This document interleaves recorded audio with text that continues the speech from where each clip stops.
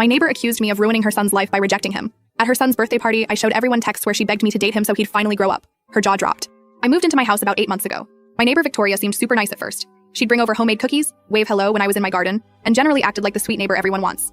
Looking back, I should have noticed how every conversation somehow turned to her son, Nathan. It started subtly. "Oh, Nathan loves those flowers you're planting." Or, "Nathan was just saying how nice it is to have a young person in the neighborhood."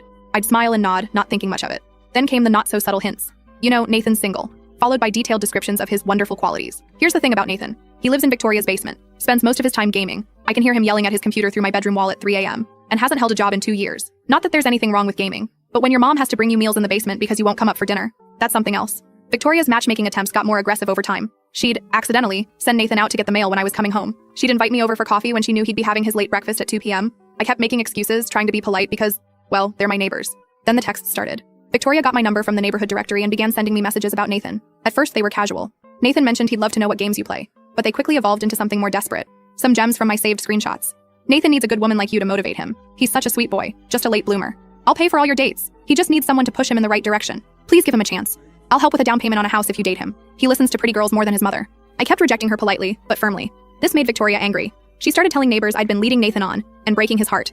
The thing is, I'd barely exchanged 10 words with Nathan directly. The most interaction we'd had was awkward waves when Victoria practically shoved him into my path. Last week, I got an invitation to Nathan's birthday party. I wasn't going to go, but then I heard Victoria telling another neighbor that I owed it to Nathan to at least show up after playing with his feelings. That was it. I decided to go, but not for the reasons Victoria wanted. I spent the week preparing. I printed out all her texts, including the ones offering money and a house in exchange for dating Nathan. I also had screenshots of her messages to mutual friends calling me a heartless tease and cruel girl for rejecting her precious son. The party was yesterday. Victoria had invited the whole neighborhood. When I walked in, she gave me this smug look, like she'd won something. During the cake, she clinked her glass and started this dramatic speech about how some people had hurt Nathan deeply this year, looking directly at me the whole time. That was my cue. I stood up and said, "Speaking of hurting Nathan, I think everyone should see these." I started passing out copies of the texts. Victoria's face went from smug to shocked to horrified. Nathan, who apparently had no idea about any of this, grabbed one of the papers and started reading. Then Nathan exploded.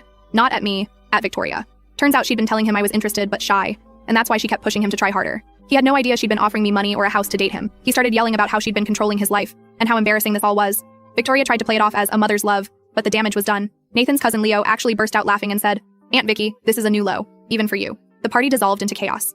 Victoria ran to her room crying. Nathan apologized to me profusely, saying he had no idea about any of it. Apparently this wasn't the first time Victoria had tried to help him by meddling in his life. Today, Victoria's car has been gone all day, and the house is quiet. Nathan's cousin Leo texted me, he got my number from the party, to say that Nathan's finally looking for his own apartment. He said Victoria's been pulling stunts like this for years, but this was the wake-up call Nathan needed.